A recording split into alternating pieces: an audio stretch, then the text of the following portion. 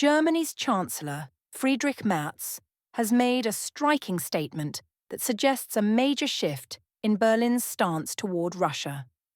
After years of strong political distance and limited communication, Merz is now openly calling for renewed dialogue with Moscow. His remarks come at a time when Europe is reassessing its role in the ongoing Ukraine conflict and its broader relationship with Russia, a relationship that has been largely frozen since early 2022. Since the escalation of the Ukraine conflict in February 2022, most European Union countries have focused on isolating Russia politically and diplomatically. Sanctions were imposed, contacts were reduced, and official dialogue was kept to a minimum. This strategy, however, has had consequences. While the United States took the lead in launching peace-related initiatives last year, the European Union found itself increasingly excluded from direct negotiations.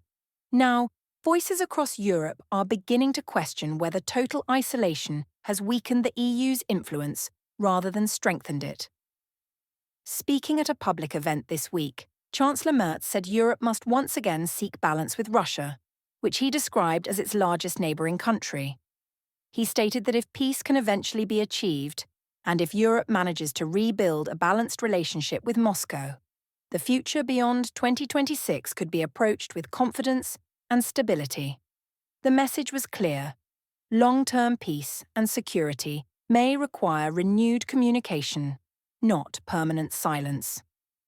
This position marks a clear departure from Merz's earlier views.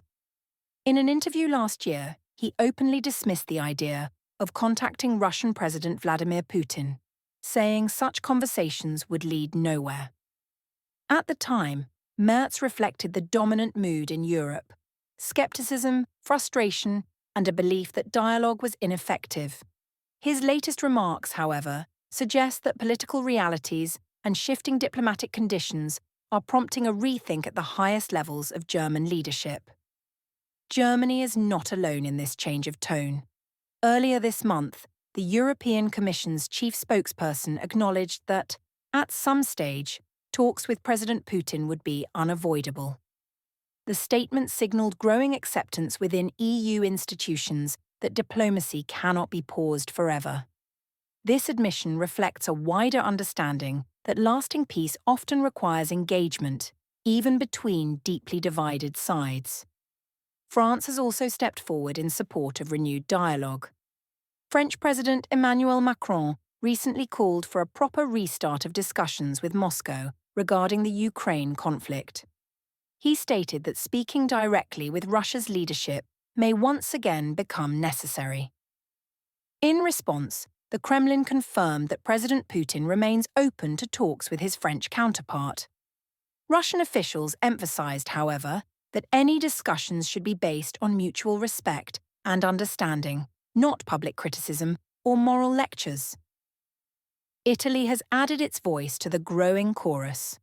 Prime Minister Giorgia Meloni publicly stated that the moment has arrived for Europe to engage Russia in conversation once again. She argued that dialogue is essential if Europe wants a meaningful role in shaping future outcomes. Meloni also proposed the appointment of a special European Union envoy for Ukraine. Such a move, she suggested, would allow the EU to speak with a clearer and more unified voice at negotiation tables. These statements reflect more than individual opinions. Together, they point to a broader reassessment of Europe's diplomatic strategy. After years of limited influence over peace efforts, European leaders appear to be searching for a way back into the centre of negotiations.